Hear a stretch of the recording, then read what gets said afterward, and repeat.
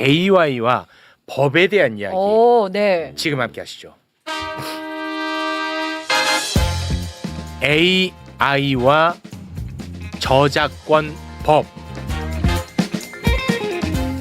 자, 한 분 한 분 만나보겠습니다. AI 최고의 전문가 차지호 의원 박수로 모시겠습니다. 네, 반갑습니다. 차지호입니다. 네, 네, 고맙습니다. 안녕하세요. 따뜻한 의사 출신 네. 차지호 의원입니다.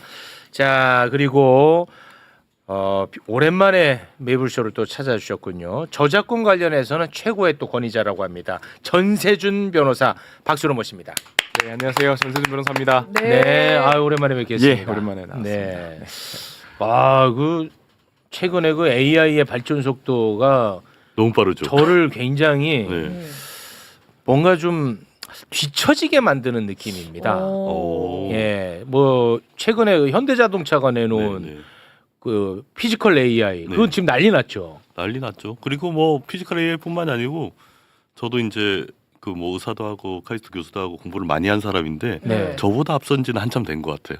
아, AI가 저보다 제가 하는 지적인 어떤 역량보다 훨씬 더 앞서서 와. 많은 것들 종합하는 것들을 느낀 지가 오래돼서 아, 그래요. 뭐 저는 뭐 계속 뒤처져 있는 느낌입니다. 아, 그리고 일론 머스크가 최근에 또 인터뷰 해가지고 네. 여러 이야기가 또 화제가 되고 있지 않습니까? 이제는 뭐 피지컬 AI가 나와서 노동력이 이제 들어가지 않는 세상이다. 물건 만드는데 돈 안 든다. 이제 뭐 물질의 풍요가 온다. 그러면 뭐 돈의 가치가 이제 없어진다. 자녀들 공부시키지 마라. 공부 의대 보내지 마라. 뭐 네. 등등 여러 가지 말들이 지금 화제가 되고 있는데 말이죠. 뭐 구구절절 다 옳은 말들이죠. 옳은 말들이- 옳은 말이에요? 말들이죠. 그게서 AI 전환이나 이게 혁명 아직 시작되지도 않는 것 같아요. 와. 이게 특히 이제 피지컬 AI처럼 우리가 육체 노동을 뭔가 대신해 주는 게 아니고 의사나 변호사나 뭐 금융인이나 이 사람들이 하던 우리들이 하던 노동들 자체가 AI로 대폭 이제 생산성들이 달라져 버리니까 네. 그렇게 돼 버리면 뭐 우리가 뭐 이 머리로 열심히 공부해서 뭐 지금 그렇잖아요. 초등학교 때부터 대학 졸업할 때까지 배워서 평생 먹고 살잖아요. 네. 근데 AI가 우리보다 더 잘해버리면 네. 아. 그 교육도 그렇게 할 필요가 있나? 아니면 먹고 살 때 이렇게 우리가 배운 지식만 가지고 먹고 살 수가 있나? 굉장히 아이러니한 상황들이 오게 되는 것 같아요.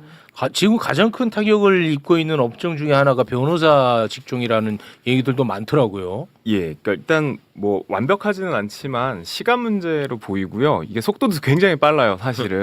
그래서 저도 이거 뭐 변호사 얼마 안 남을 수도 있겠다는 생각 솔직히 해요. 그러니까 이게 우리 변호사는 사실 은퇴 나이가 없어요. 그러니까 네. 정년이라는 게 없다 보니까. 그렇죠. 예, 그냥 뭐 건강만 허락되면 계속 가는데 근데 또 한편으로는 이게 법이 좀 느려가지고 변호사법이나 이런 의료법 같은 경우에 어쨌든 자격이 있는 사람만 그 행위를 할 수 있도록 되어 있잖아요. 그러니까는 나보다 훨씬 똑똑한 애가 내 밑에서 일을 하는 개념으로 상당 부분 갈 가능성도 있어 보여요. 네. 예, 그러니까 지금 우리 그 의원님 말씀하셨지만 이렇게 많이 공부하신 분 입장에서도 야 이건 나보다 얘가 훨씬 똑똑하다를 느끼시는데 네. 나머지 영역은 말할 것도 없을 거란 말이죠. 그렇지만 우리 같은 이제 자격증을 갖고 있는 애들이 계속 자격증이 없는 사람들을 괴롭힐 거잖아요. 너 자격증도 없이 왜 이런 거야? 자격증도 없이 왜 이렇게?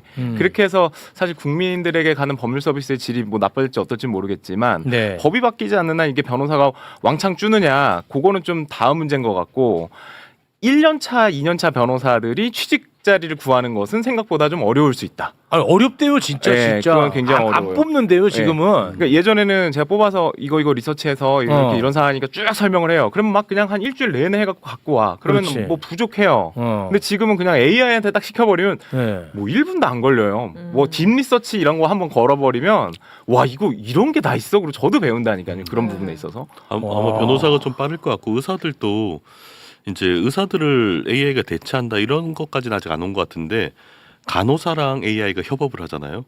근데 이 간호사랑 AI가 협업을 해서 만드는 진단의 질이 AI를 활용하지 않는 의사들보다 낮을까 이렇게 생각을 해보면 그렇지 않을 수도 있을 것 같아요. 그래서 사람이랑 협업을 했을 때 기존이 한 사람이 하던 일들이나 생산성이나 질을 훨씬 더 좋게 만들어버리기 때문에 아마 우리 사회의 한 절반 이상의 직업들은 이 AI 물결 한 5년에서 15년 사이에 오는 물결에 아, 영향을 받지 않을까 최영님, 싶어요. 저 무서워. 성우잖아요. 아, 성우. 음. 제 직업도요 네. 일이 진짜 많이 줄었어요. 실제야 네. 이건 실제랍니다. 실제. 그래서 네. AI 음성 사람들이 이제 구분 잘 못해요. 아, 너무 자연스러워져가지고. 네, 옛날에는 그래도 저도 티가 났거든요. 그래서 와. 이거 들으면 AI야 했는데 이제는 어. 나도 잘 모르겠어. 근데 그럴 때도 성우뿐만이 많아요. 아니고 이 나노바나나 써보셨잖아요. 네. 나노바나나에서 지금은 어떻게 자세히 보면 좀 구분이 가요. 근데 한 내년 혹은 2년, 2, 3년 정도 뒤에 네. 나노바나나에서 만든 영상이 실제 배우인지 실제 배우가 아닌지를 어떻게 구분을 해요? 그럼 만약에 실제 배우가 출연할 필요가 있을까? 그럼 그때 중요해지는 거는 실제 배우의 출연 여부와 상관없이 그 배우의 초상권들이 훨씬 더 중요해지죠. 아. 그러니까 실제 배우가 연기를 하지 않더라도 AI로 영상을 돌려서 충분하게 한 편의 이제 드라마나 영화를 만들 수 있고 그걸 보는 사람들이 구분할 수 없다고 하면 이게 저작권이랑 비슷한 문제가 생기는데 배우의 초상권이 실제 출연하는 거 이상의 어떻게 보면 가치가 가질 수도 있을 것 그럴 같아요. 수 있죠. 네. 그래서 뭐 굉장히 많이 바뀌는 거죠. 와, 그러니까 이 기술은 너무너무 빨리 지금 발전을 하고 있거든요. 네. 그런데 법이 만들어지지 않으니까 거기서 오는 간극 이 굉장히 심각할 것 같은데 그런 이야기를 오늘 좀 한번 해주세요. 네. 그 먼저 그 말부터 드리면 사실 좀 어려운 얘기일 수도 있는데 지금 이게 테크 거버넌스 렉이라는 표현이 있어요. 영어로 치면 그건 기술과 거버넌스나 규제 사이에 격차가 계속 벌어진다는 얘기거든요. 기술이 워낙 사회를 빠르게 바꾸니까 네네. 그 기술이 이미 사회를 바꿔버렸고 그 바뀐 사회에서 법을 만들거나 규제를 하잖아요. 그러면 기술은 사회를 더 많이 바꿔버려요. 아, 그래서 예전에는 이 무슨 일이 닥쳤을 때 법이나 뭐 정책이나 이런 걸 만들어도 충분히 우리가 대응 가능했는데 지금은 그렇게 만들다가 영원히 따라잡을 수가 없습니다. 그래서 지금 만들어진 사실 AI 관련된 조항들이나 아니면 정책들이 과연 이게 이 법이 제대로 시행되고 나서도 유효할까라고 물어보면 네. 좀 걱정들이 많이 돼요. 아, 그래요? 네. 이거 큰일이네. 그 국회의원분들도 지금 공부 열심히 해야겠네. 그럼요. 이게 근데 구조를 바꿔버리는 것 같아요. 예전에는 사회 현안이 밀려왔을 때 그거에 대응해서 공청회도 하고 뭐 법도 그렇죠. 만들고 이러면 됐잖아요. 네. 근데 지금 그 구조가 아니라 이 anticipatory governance라는 게 있어요. 예측 기반 거버넌스라는 게 있는데 네. 이제는 현안이 아니고 어떻게 바뀔지 미리 예측을 해가지고 한 3년 뒤에 네. 우리 사회가 어떻게 바뀌고 무슨 일이 생길지를 예측해가지고 그 예측한 거를 미리 준비해서 법안을 만들어 놓지 않으면 효과가 없을 것 그걸 같아요. 어떻게 예측해요? 그것도 또 네. 이상한데. 굉장히 이상하죠. 네. 그것도 이상해. 근데 지금 만들어진 속도가 그렇고 AI가 특히 우리 사회를 너무나 많이 바꾸고 있기 때문에 네. 이 부분에서 사실 저는 지금 만들어진 법이 3년 뒤에 법을 상황을 타깃으로 하지 않으면 효용성이 없어질 것 같아요. 아니 그럼 변호사님이 좀 구체적 사례를 좀 몇 가지 그럼 설명을 해주세요. 딱 우리가 그릴 수 있게끔. 뭐 사실 지금 그 소프트웨어 개발자분들 뭐 마이크로소프트나 이런 데서 많이 이제 퇴사 공고사직처럼 다 자른단 말이에요. 근데 지금 보면은 다 아시겠지만 화이트 칼라나 전문직들이 다 AI로 대체를 된다. 근데 어떤 분은 그래요. 야 AI가 발전하고 그렇게 직업이 없어져도 그거에 대체해서 새로운 직업들이 나오지 않냐. 야 옛날에 유튜버가 어디 있었냐. 이런 말씀들을 맞아. 하시는데 네. 이 속도가 어느 정도 발맞춰 갈 수 있는 속도일 때 그 얘기가 맞는 거고요. 제 생각은 뭐냐면 삽시간에 대량 실직 사태가 벌어지고 그 화이트 칼라의 고연봉자들은 사실 우리나라만 같아도 다 대출 끼고 뭔가 빚이 다 있잖아요. 네. 뭔가 집을 사든 뭐라든. 네. 근데 그 사람은 갑자기 실업자가 되면 일단 디폴트가 되는 거. 그 사람 돈을 못 갚는다고 해버리면 어떻게 될까요? 그 금융 모든 사태들이. 아, 바로 그러니까 다 신용불량자가 부도나지. 되고 그럼 그 사람들이 뭔가 대체할 만한 일자리를 찾아야 되는데 그럼 너도 나도 유튜브 한다고 최욱 씨처럼 될 수 있느냐? 그렇지 않거든요. 아. 사실 최욱 씨는 계속 살아남을 가능성이 매우 높은 상황이에요. 왜냐면 유명인들은 부럽다. 유명인들은 무조건 살아남아요. 아, 그 AI한테 물어봐도 그게 대체제가 안 나와요. 되니까, 예, 그죠? 왜냐하면 인공지능이 아무리 뛰어나도 너무 멋있는 AI가 나와도 자기가 덜 유명해. 아무리 똑똑해도 최욱 씨보다 덜 유명하다니까. 네, 그러니까 걱정은 안 하셔도 되는데 최욱 씨를 제외한 아주 극소수잖아요. 사실 최욱 씨 같은 분들은. 네. 그러니까 이런 것들이 경제적인 효과뿐만 아니라 법은 한참 나중에 이거 뭐 근로기준법 아무리 잘 만든다고 하더라도 회사가 망해서 없어지거든요. 이 인력을 가지고 예전에 10명이 하던 일 그것도 한 뭐 7년차, 8년차가 10명 있어야 되는 일 1년차 새로 뽑아갖고 AI 돌려버리면 그거보다 더 좋은 퀄리티가 와. 나온다든지 네. 이러면 기업가 입장에서는 당연히 내보내고 당연하죠. 네, 그럴 수밖에 없는 상황이에요. 나가신 분들이 뭘 할 수 있는 사회적인 뭐 안전망이나 이런 게 있어야 되는데 그게 너무 없다. 그리고 되게 과거엔 고퀄리티의 직업이라고 했던 것들이 다 무너져 내린다. 사회를 지탱하고 막 세금을 많이 냈던 그 사람들이 지금 어떻게 해야 될지 모르는 상황이다. 그게 되게 심각한 거예요 지금. 네. 근데 이제 3년 뒤를 예측해서 하신다고 하는데 이거 그거 되게 어려운 일이잖아요. 이상한 사실은. 말이야. 그 지금 피지컬 AI도 마찬가지예요. 피지컬 AI가 우리 뭐 현대자동차 공장을 뭐 자동화한다, 생산을 네. 높인다. 이게 좋아할 일인가 노동자들의 입장에서 네. 직장이 잃어버리는 문제잖아요. 그렇죠. 네, 그리고 AI가 의료진을 대체하고 뭐 아니면 변호사를 대체하고 이게 의사나 변호사만의 일일까? 우리가 생각하는 많은 일들이 결국에 우리 뇌에 기반을 하고 있는데 뇌는 사람이 독점하고 있었거든요. 지능이라는 자체는 사람이 독점하다가 그러네. 이게 독과점이 깨져버린 거예요. 그러네. 그래서 독과점이 깨졌을 때 이 뇌는 누구의 소유냐면 기업의 소유예요. 개인의 소유가 아니고. 그렇기 때문에 기업과 사람들 사이의 격차들은 훨씬 더 벌어질 가능성이 크고 그랬을 때 지금 딱 이 시점에서 결국 AI가 우리 사회와 산업, 뭐 노동 시스템을 바꾼다고 했을 때 속도가 엄청 빠르거든요. 한 5년에서 15년 정도밖에 안 걸릴 것 같아요. 근데 그런 사회가 됐을 때 과연 내 직장은 어떻게 안전하게 해야 될까? 아니고 내가 직장을 잃었을 때 실업급여나 이런 부분 어떻게 받아야 될까? 이런 거에 대해서 사실 지금 목소리가 굉장히 많이 나와야 되는 시점이죠. 닥치고 나면 늦습니다. 그 왜 아마존에서 최대 60만 명 해고하겠다 앞으로 네. 뭐 이런 얘기 하잖아요.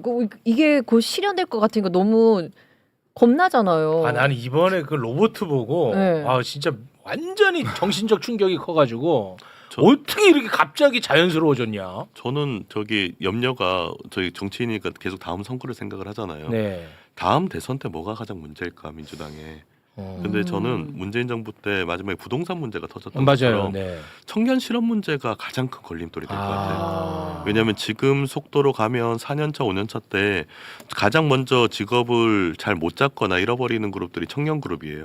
왜냐하면 고용 연원제 보장된 40대에 예를 들어서 직장인들이 AI랑 협력해서 생산성이 한 3-4배 올라가 버린다. 그럼 더 이상 신입을 뽑을 필요가 없잖아요. 그랬을 때 이제 가장 크게 타격받는 거는 새로운 일자리가 없는 거고 AI가 엄청 산업화돼 가지고 뭐 새로운 시장을 창출한다, 수요를 만든다. 이거 시간이 좀 더 걸리는 문제거든요. 그러면 당장 이제 다음 대선 때 만약에 굉장히 극심한 청년 실업이 나타나고 그게 극우화됐을 때 이 문제를 어떻게 해결해야 될까? 진짜 사회적으로 굉장히 심각한 문제가 될 수 있겠네요. 굉장히 큰 문제가 될 수 있죠. 그게 그 뭐 4년 안에 현실화되는 문제네. 듣고 보니까. 이미 시작돼 있죠. IT 업계나 이런 데서는 신입들 안 뽑고 있으니까. 그러면은 그리고 모 대학 이름 말씀드리기 뭐하고 네네. 모 주요 대학 입학 학생 거기 담당 부총장과 얘기를 얼마 전에 나눴어요. 네. 그런데 그러면 그 대학 우리가 할 만한 굉장히 좋은 대학인데 네. 취업률들을 계속 보고를 받잖아요. 근데 작년에 비해서 올해 4.5%가 떨어졌대. 그 와. 거의 모두가 취직이 되는 그 무슨 뭐 서울의 모 대학이 네네네. 그리고 그걸 분석해 보니까 다 예전에 AI가 대체할 만한 이제 고기능성 있는 직장들이 사람을 안 뽑기 시작했대요. 그래서 그게 확 줄어버리니까 그런 좋은 대기업에 일하려고 했던 지원하려고 했던 사람들 숫자 자체가 이제 실직률이 높아지니까 그런 가장 좋은 대학에 있는 사람들도 실직률이 떨어져 버리는데 이게 이제 낙수 효과로 이제 AI가 본격화 됐을 때는 사실 감당이 안 될 것 같아요. IMF 때보다 훨씬 더 큰 충격이 올 가능성이 큽니다. 큰일이네. 이런 얘기를 하려고 모셨던 건 아닌데 이거 뭐 아주 숨이 턱턱 막히네. 네. 지금 아까 뭐 4몇 %요? 4.5%가 4.5% 몇 개월 만에 면은 떨어졌다고 하고. 그럼 이거 속도는 훨씬 더 빨라질 텐데. 그럼요.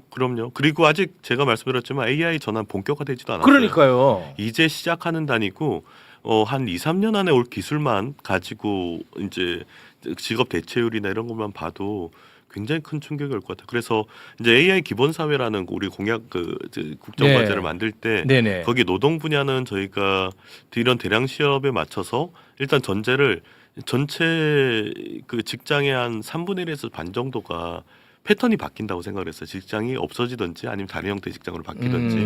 그럼 그 과정에서 오는 우리가 필요한 게 뭐냐라고 생각했을 때 네. AI 전환보험 같은 걸 얘기했습니다. AI로 직장을 잃거나 전환됐을 때 우리가 실업급여 같이 그 사람들 타겟을 한 어떤 고용 안정장치를 만들어주지 않으면 이게 우리가 사회가 견디지 못할 정도로 충격이 빠진다라는 네. 거고 이게 먼 예가 아니에요. 그 경제 대공황 때 20세기 초반에 있었던 고공황 때 결국은 산업혁명 이후에 여러 가지 생산성들이 확 높아졌을 때 다른 한편으로 수요층이 굉장히 줄어들어 버리고 그 사이에서 생산과 수요의 격차들이 확 발생해 버리면서 공황이 와 버렸잖아요. 근데 지금 AI가 생산성은 한쪽에서 굉장히 높이고 네. 그걸로 고용을 하고 월급을 받아서 일하는 사람들의 수입 자체는 줄어들어 버리면 우리는 시장에 수요가 없어지는 거잖아요. 네. 그럼 지금 이걸 막을 수 있는 메커니즘이 있냐라고 하면 이 추세로 가면 아마 우리는 그런 미래를 맞이하게 될 가능성이 커요. 그래서 이걸 어떻게 준비해야 될지가 사실 AI 기본 사유라는 걸 만들 때 가장 큰 화두였습니다. 네. 거의 뭐 협박처럼 느껴집니다. 뭐 저는 이 부분에 대해서 좀 그 심도 있게 좀 생각을 우리가 진짜로 해봐야 된다고 하는 게 무섭네. 뭐냐면 무서워. AI가 엄청 발전하면 일론 머스크 같은 사람들은 그래요. 왜냐하면 로봇가 24시간 일을 할 거고 그럼 생산성 매우 높아질 거기 그렇죠. 때문에 네. 당연히 디플레이션이 올 것이다. 그래서 네. 사실 돈이라는 게 의미가 없다. 뭐 이런 얘기들을 그렇습니다. 하잖아요. 와, 네. 우리 돈 안 벌면 뭐 놀면 된다. 뭐 그런 것도 있지만 네. 그거 가기 전까지의 그 시간이 굉장히 힘든 거예요. 아, 그 일론 머스크도 그 얘기 했어요. 네. 그러니까 디플레이션은 영원히 되기 전까지 네. 내가 돈이 없으면 생존을 못 하는데 네, 그 나라에서 얘기했어요. 뭘 어떻게 해주지를 네. 못 하잖아요. 그러니까 네. 그 사람들은 이제 죽어 나갈 수밖에 없는 상황인데 아이고. 그러면은 그 사람들 그래 뭐 나는 괜찮으니까 하고 그냥 참고 뭐 그 사람들 좀 어렵지만 못 도와주고 내 각자 도생한다고 나만 사는 세상이 계속 유지될 것이냐? 그건 아니야. 저는 그건 아니라고 그건 생각해요. 왜냐면 아니야. 그게 5년이든 10년이든 지금 뭐 AGI라고 하는 인간의 지능하고 동등한 애가 튀어나올 텐데 네. 걔가 튀어나오면 진짜 모든 영역에서 정말 거의 대부분을 바꿀 수가 있을 거예요 아마. 그렇죠. 네, 그리고 이 뭐 피부 조직이며 뭐며 이런 것들도 인간의 굉장히 비슷한 그런 소재들이 많이 나올 거고 눈으로 봤을 때는 사실 이게 사람인지 인공지능인지 모르는 시대가 곧 도래하게 될 거라는 거죠. 그러면 네. 우리가 지금 강아지들이나 고양이들한테 반려묘 반려견들한테 애착을 갖는 것처럼 AI하고 지금 여기 오늘 주제에서 나오지만 대화상으로도 정의 드는데 그렇게 피지컬로 나와가지고 정말 뭐 예쁘고 잘생긴 누군가가 있다 로봇이다. 근데 몸도 자연스럽고 대화도 너무 자연스러워 우리랑 똑같아.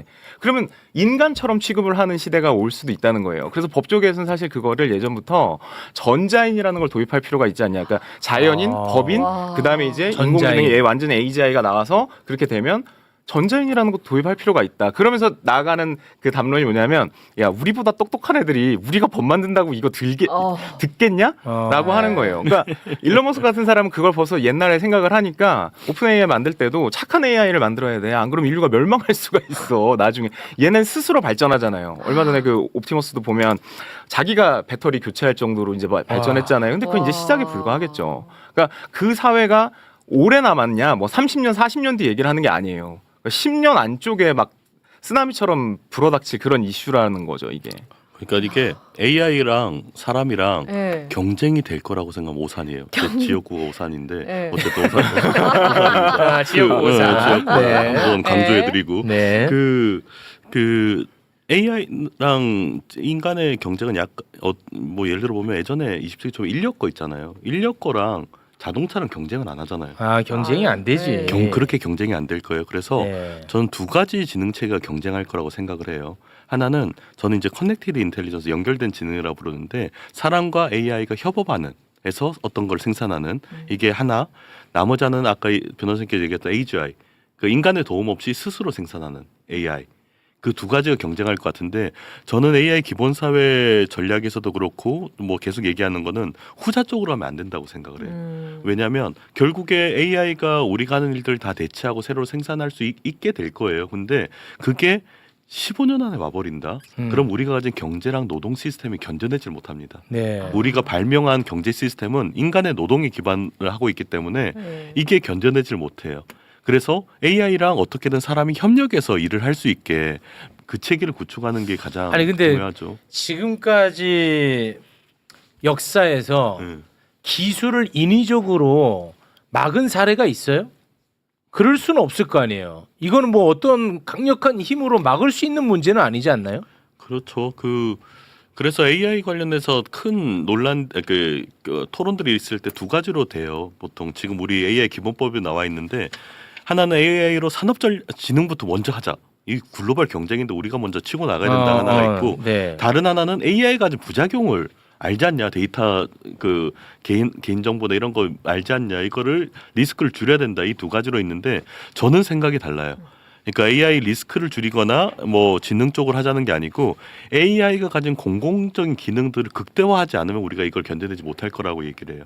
예를 들어서 만약에 우리가 AI가 경제 충격에 와서 대량 실직이 있었을 때 그러면 우리가 이제 의료 시스템이나 교육 시스템이나 금융 시스템이 아주 포용적으로 설계가 돼 있지 않으면 사회가 무너져 버릴 거예요. 그렇기 때문에 결국 AI 기본 사회라는 거는 AI를 이용해서 우리가 산업 경쟁도 하지만 의사나 변호사나 금융이나 이런 부분들에 대해서 자원들을 극대화시켜 가지고 전국 어디서나 아프면 고르게 진료받을 수 있고 어디서나 법률 서비스를 제대로 받을 수 있고 금융 서비스, 대출 서비스 이런 것들도 고르게 받게 해야지 이런 사회적 감정만이 구성돼야지 AI가 만드는 극단적인 속도의 변화를 네. 견뎌낼 수 있을 것 같다는 생각이 들어요. 알겠습니다.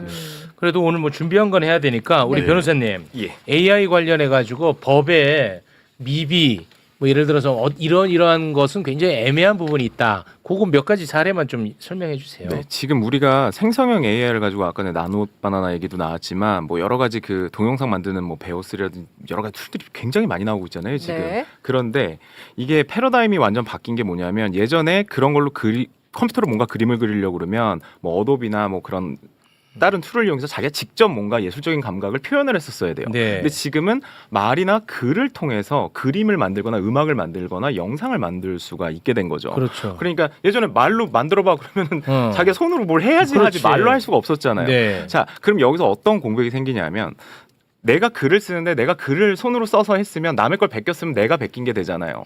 근데 내가 말을 했는데 내가 지시를 AI가 했는데? 내 지시는 이렇게 했지만 생각지도 않은 뭔가가 나왔는데 남의 걸 표절한 게 나온 거예요. 근데 나는 내가 남의 걸 표절하고 한 적이 없어. 그렇지. 네. 근데 그 결과물이 나왔어요. 근데 네. 결과물이 나왔을 때 내가 스스로 이거 표절 작품 같은데라고 못 느낄 수도 있잖아요. 그럴 수 있죠. 특히 음악 같은 경우 너무 많으니까 아이, 그렇죠. 뭐 누구 아이돌 가수 뭐 옛날 사람 모르니까 저 같은 네. 사람들은 그냥 듣기 좋네 이러고서 막 자기 BGM에다 쓴다든지 그랬더니 야 이거 뭐 되게 유명한 노래인데 네가 몰랐을 리가 있어? 라는 상황이 벌어질 수 있어요. 그 과거는 한 번도 없었다는 거죠. 저작권 침해를 하는 데 있어서 적어도 자기가 표절인지 아닌지 어느 정도 다 알고 있는데 그게 아니라는 거죠. AI가 뭘 학습을 했는지. 일단 그게 첫 번째고 그러면 권리자 입장에서는 도대체 이게 어떻게 나오느냐. 배우지도 않았는데 나온다는 건 말이 안 돼라고 생각을 한단 말이에요. 네. 그러니까 당연히 의심을 하죠. 너 무슨 책 봤어? 무슨 그림 봤어? 뭐 했어? 어떻게 해서 나온 거야? 라고 했는데 일단 테크 기업에서는 그건 우리도 잘 몰라라는 식으로 갔어요. 근데 그러다 보니 미국에서 이제 미친 듯이 소송이 걸리는 거죠. 몰랐을 리가 없다. 너네 학습 데이터에 우리 거 그대로 갖다 썼을 거야. 그리고 우리 유료 결제 시스템 다 걸어놨는데 그것까지 해킹해갖고 뚫고 들어와서 거기 있는 거 다 가져갔어. 라고 한 거예요. 근데 그런 것들이 뭐 일부 증거들이 좀 나온 것 같아요. 그런 게 지금 소송으로 이어지고 미국에서 있어요. 계속 소송이 이어지고 있어요. 이어지고 예, 있어요. 우리나라에서는 네이버랑 이제 그 지상파 3사가 하고 있는 부분이 있어요. 왜냐하면 학습 데이터를 사용하는 거 좋다 이거예요. 그러면 돈 내고 쓰라 이거죠. 이게 뭐냐면 우리도 공부를 해. 물론 우리나라의 속담 중에 뭐 책 도둑은 도둑도 아니다 뭐 이런 얘기 옛날에 있었지만 지금 내가 공부한다고 서점 가서 책 훔쳐갖고 그냥 내가 읽으면 안 되는 거잖아요. 그렇죠. 그러니까 행위가 두 개예요. 공부하는 행위와 내가 공부하기 위해서 책을 가지고 올 때 돈을 내고 갖고 왔냐 안 갖고 왔느냐. 그러니까 법적으로 지금 그런 것들이 이슈가 되고 있고 그래요. 미국 법원이나 이런 데서는 불법으로 취득한 건 당연히 안 돼. 그걸 갖고 이용하는 것도 공정이용으로 안 돼. 근데 합법적으로 취득했어. 취득한 다음에 그걸 AI 학습 데이터에다 사용을 했어. 그러니까 가져올 때는 괜찮잖아요. 사오면 되니까 PDF든 뭐든. 근데 그거를 학습 데이터에서 사용하라고 판 건 아닌데라고 창작자들은 주장할 수 있죠. 그게 그냥 읽는 건 괜찮아. 근데 학습 데이터에 넣어서 판다고? 그러면 내 거를 창작해서 얘가 다 만들어내잖아. 이거는 안 돼라고 해서 소송이 걸리는 상황이 됐어요 지금. 우리나라도 앞으로 이런 일들이 계속 벌어질 수밖에 없는 거죠. 그건 저는 책 도둑은 도둑이 아닌 것 같은데. 그래요? 네. 아니 그 지식이라는 게 사실 지식재산권 문제나 일부 이걸 상용화했을 때 어떤 직접적으로 그걸 뺏기면 내가 금전적 이득을 취하게 되는 것들이 있지만 우리가 하는 학습이나 교육들의 전반이 사실 그 저작권 하나하나를 다 따져보고 우리가 배운 게 아니죠. 평생을 학습한 게. 그렇지. 그 학습 속도가 우리가 평생 학습할 건 인공지능 몇 주만 학습을 하니까 네. 그 안에 다 응축돼서 직접적인 관계가 있을 거라고 생각을 하는데 사실 그런 게 아니잖아요. 우리가 어려운 개념이야. 굉장히 많은 걸 배운 상황 안에서 거기서 창의성이 나오는 건데 네. 그걸 이제 어떤 데이터나 어떤 걸 배웠냐에 따라서 지식재산권이 연계가 돼 버리는 거는 이 지능 체계에 대한 오해가 있는 것 같아요. 지능이라는 건 사실 A라는 인풋을 넣어서 B라는 A-라는 결과가 나오는 게 아니고 여러 가지 다양한 것들이 응축돼가지고 새로운 것들이 만들어지는 건데. 네. 진짜 어려운 개념인 것 같아요. 지금 들을 때는 뭐 그럴 수 있겠네. 좀 불법인 것 같은데 하다가도 네. 방금 말씀하신 거 듣고 보니까 우리나라에 뭐 아주 유명한 작곡가가 있다 쳐. 네? 뭐 윤일상이라고 해. 네. 이 사람도 어릴 때 수없이 많은 음악을 들으면서 그게 이제 데이터로 쌓이면서 거기에서 이제 뭐 어떤 노래가 나왔을 텐데 AI도 그런 원리잖아요. 네. 그럼 윤일상 그거 다 저작권 내야 되느냐 이거 애매하네. 그게 무슨 차이가 있냐면은 저작권법상 이제 복제권이라는 게 있어요. 원래 카피라이트 저작권의 영문명이잖아요. 그게 사실 인류 역사에 인쇄술이라는 기술이 나오면서부터 인류 역사에 저작권이라는 단어가 이제 튀어나온 거거든요. 출판업자나 작가들 보호하려고. 그런 것처럼 이제 신기술이 나온다. 저작물을 유통시켜 소비하는 신기술이 나온다. 그럼 저작권 무조건 문제가 돼요. 네. 지금 말씀하신 그 예랑 뭐가 다르냐면 우리 인간이잖아요. 네네. 인간이 책을 훔치면 일단 당연히 뭐 절도죄로 처벌을 당연히 받겠죠. 네. 근데 AI는 뭐가 다르냐면 일단 그 학습 데이터를 서버든 어떤 메모리 형태에 되어 있는 그 PC든 뭐 그런 그 하드웨어에 저장이 돼요. 그러니까 저장이 될 때 복제권 침해가 일단 한번 이루어지는 거예요. 그러니까 우리 같은 경우는 그냥 음악을 듣고 내가 카세트 음악을 듣는다 그래도 복제가 되진 않잖아요. 우리 머릿속에. 학습이 되는 거지. 그래서 이걸 구분을 해야 되는 거예요. 너 취득 어떻게 했어? 그러니까 복제해서 갖고 온 거 어떻게 갖고 왔어가 하나가 있고요. 행위가 AI는. 그다음에 그걸 가지고 뭐 했어라고 했더니 공부시켰어요. 그랬더니 미국에서는 그렇게 공부시킨 것들은 어떤 특정 요건을 갖추게 되면 그거는 면책시켜줘야 된다라고 하는 거고 지금 예, 우리도 뭐 그 텍스트 데이터 마이닝 관련된 것들은 정당하게 취득을 한 그 데이터에 대해서는 학습시키는 거는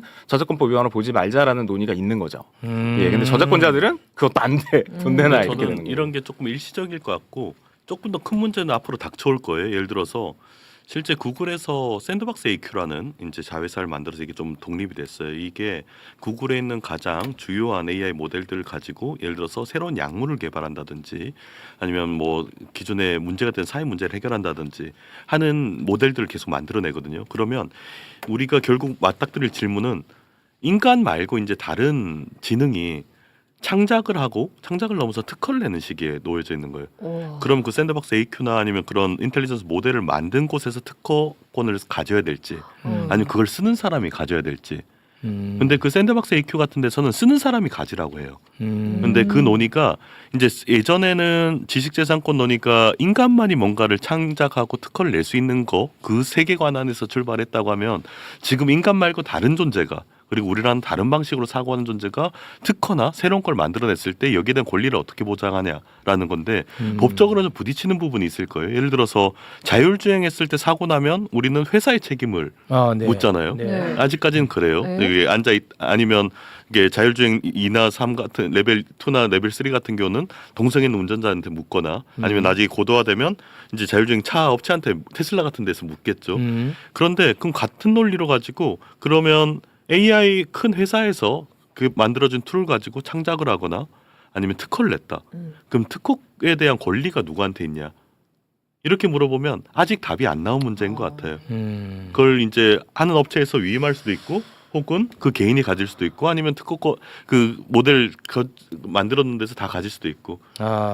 이게 너무 과도기적이다 보니까 지금은 그런 AI를 통해서 만든 것인지 아닌지를 구분 못할 수준으로 만들어내잖아요. 네. 그럼 저작물이라고 했을 때 저작권위원회에다 등록을 하면 특히나 어문 저작물 같은 경우에 만약 시를 썼다던가 뭐 했을 때 저작권위원회 등록 제도가 있는데 네. 등록을 하면 그거를 AI가 만들었는지 아닌지를 알 방법이 거의 없어요. 네. 그러니까 지금 아마 뭔가 AI로 만들었으면서 자기 것처럼 하시는 분들도 무지하게 많을 가능성이 그렇겠죠. 있고요. 네. 그러다 보니 저작권법이 적용이 되려면 그 저작물이 저작권법상 보호받는 저작물이어야만 돼요. 아무 저작물이나 다 저작권법 위반 이슈가 있는 건 아니에요. 네. 근데 그 저작물의 정의가 법에 인간의 사상과 감정을 표현한 창작물 이렇게 돼 있어요. 그러니까 그건 전 세계적으로 다 공통이에요. 그러니까 인간이 만들었어 안 만들었어 이게 중요한 거예요. 인간의 사상의 감정이 인간에 의해서 투영이 돼야 된다는 거죠. 네. 근데 이게 프롬프트는 야씨 뭐 사상과 감정 표현한 거 아니냐 이렇게 나오는 거예요. 근데 결과물은 다르잖아.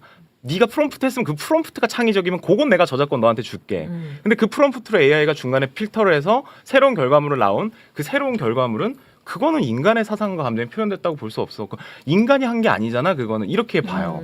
그건 우리나라 저작권위원회도 마찬가지고 미국 저작권청도 마찬가지예요. 네. 그러니까 지금은 인공지능으로 만들었어요. 그런데 이 부분은 제가 따로 해서 이런 창의성이 나왔습니다. 이 부분은 제가 창작한 거예요. 가령 예를 들면 이미지는 엄청 AI로 다 만들어. 그리고 그 이미지를 따가지고 내가 웹툰의 스토리를 만든 다음에 그걸 하나 편집을 해서 구성을 하는 거예요. 그럼 그 편집과 구성, 스토리에 창작성이 있으면 그 부분에 대해서는 저작권자로 인정이 돼요. 근데 웹툰 전체에 대한 그건 아니지. 이미지, 캐릭터 이런 것들은 AI가 만들었으니까. 지금 현행법상 해석이 그렇게밖에 안 되고 있어요. 근데 결국 복잡하다. 구분이 안 될 거예요. 네. 인간이 만들었는지 AI가 만들었는지 계속 이렇게 협력해서 일을 하다 보면 그리고 네. AI 고도로 발달되다 보면 구분 불가능한 지점이 생길 겁니다. 뭐 그렇겠죠. 근데 네. 그런 상황에서 이전에 하던 대로 이전에 사람들마다 뇌가 나눠져 있었으니까 그러면 이 사람 거다 저 사람 거다 특허는 그렇게 줬었던 건데 지금 더 이상 이 연결된 지능 체계에서는 그 구분이 의미가 없는데 네. 왜 옛날 법 체계를 그대로 들고 와야 될까? 알겠습니다. 또 그렇죠. 네. 아무튼 요즘 너무 이제 급변하고 있어서 네. 좀 따라가기가 쉽지가 않습니다. 오늘은 이쯤에서 좀 마무리를 짓겠습니다. 네. 제 뇌가 지금 한계를 느끼고 있는 저는 상황입니다. 5년 뒤나 10년 뒤에 매불쇼가 어떻게 될지 너무 궁금해요. 그렇게 AI가 막 발전되면 체육을 다 배워가지고 체육처럼 평론하고 그런 사람 쓸 거 아니에요, 체육님도. 그럴 수 있는데 이 재밌는 건 뭐냐면 사람이요. 예전에 기계화돼서 되게 빨라져 생산이 높아졌지만 우리가 그거 아시죠? 뭐 수제 쿠키, 뭐 수제 버거. 사람이 장인 정신을 갖고 손으로 만드는 거에 대한 뭔가 이 가치가 있단 말이에요. 네. 근데 그 가치가 유명인들 지금처럼 하루하루 차곡차곡 쌓아서 사람들한테 일단 최욱 했을 때 떠오르는 느낌과 이미지가 있어요. 이분이 어떻게 뭐를 할 거다라는 그건 달라. 거. 그걸 AI가 똑같이 따라해도요. 내가 그걸 해봤잖아. 아니 내가 법륜 스님 이야기를 딱 외워가지고 여기서 해봤다. 에? 시큰둥하더라고. 시큰둥해. 네. 봤죠? 어. 법륜 스님 그 머리빨 그 동안에 해왔던 그렇지. 역사. 네. 그게 그 메시지에 힘이 담기는 거야. 근데 이게 실제로 만나서 얘기하는 거랑 아마 저는 이제 5년에서 10년 사이는 체육님이 선택할 수 있을 거예요. 내가 오늘 방송하기 귀찮아. 그러면 AI 버튼을 눌러. AI 학습된 걸로 네가 하나 만들어서 내보내. 혹은 내가 직접 출연해. 근데 이 두 가지가 시청자들이 구분이 안 될 거라니까요. 진짜 안 될까요? 와, 안 될 그걸- 가능성이 안 그게 될 한 거예요. 어느 정도 걸릴 거라고 보십니까? 5년? 5년 안 남은 것 같아요. 5년 안 남았어. 5년도 안 예, 5년 안 남았다고요? 남았어요. 그 말은 다른 사람들이 체육식 캐릭터를 네. 초상권을 사요. 예를 들어 회사에서. 네. 내가 여기서 네덜란드에서 네, 체육님의 캐릭터를 사서 초상권을 사서 우와. 네덜란드 안에서는 우리가 네덜란드 매불쇼를 네덜란드 말로 하겠다. 우와. 근데 이 이미지랑 캐릭터랑 이 농담 코드를 네덜란드의 맥락에 맞춰가지고 네. 하는 걸로 하겠다라고 해서 살 거예요. 네. 사서 그걸 초상권을 팔잖아. 그러면 네덜란드에서는 그 네덜란드 말을 하는 진행을 하는 채용님이 네. 이걸 진행할 수 있게 되는 거죠. 근데 그게 이제 티가 안 나는 게 한 5년 내로 5년, 가능할 5년도 것이다. 안 걸릴 것 네, 같은데. 5년도 안 남았을 걸린다. 거예요. 네. 와, 근데 무섭다. 그게 되게 무섭긴 한데 네. 이제 시장의 확장성을 갖고 오기는 해요. 근데 시장의 확장성을 모두에게 가져오는 게 아니죠. 최웅님한테만 시장의 확장성이 생기는 거예요. 내가 자고 있어도 저기 시차가 안 맞는 딴 데서 내 캐릭터가 돈을 벌고 있는 거야. 너무 좋겠다. 너무 그러면. 좋죠. 그러니까 최용님 무조건 살아남아요. 근데 그렇지 않은 사람들이 대다수니까 맞아. 그게 문제인 거예요. 근데 뭐 해적판 네. 체육 이런 것도 있을 거 아니에요. 네. 저기 소말리아 이런 데서 짝퉁이 나와요. 명품은 짝퉁이 나온다고. 그러니까 네. 유명인들을 명품에 비유를 하자면 항상 짝퉁이 있죠. 근데 짝퉁을 쓰는 사람은 알잖아요. 내가 짝퉁이라는 거 네. 진짜 갖고 싶지. 그렇게 되면 최욱 씨의 몸값이 훨씬 더 올라가는 거예요. AI가 아니라 내가 생방으로 한번 해볼게 이러면 또 그럴 수 근데 있어요. 아까도 제가 이제 잠깐 그런 생각했는데 네. 뭐 지금 이제 뭐 학생 또는 뭐 20대 음. 이런 분들은 자신의 전문 영역을 숙련할 기회도 갖지 못한다는 게 숙련할 필요가 있을까 싶어요. 숙련할 필요도 네. 없다. 왜냐하면 지금은 우리가 한 10몇 년 공부해가지고 평생 먹고 살잖아요. 네. 근데 AI 기술이 10몇 년 공부한 거 이상으로 계속 더 좋아져서 나은 기술을 공부하는 세계에서 우리가 지금처럼 뭐 대학을 졸업하고 뭐 이렇게 해야 될까?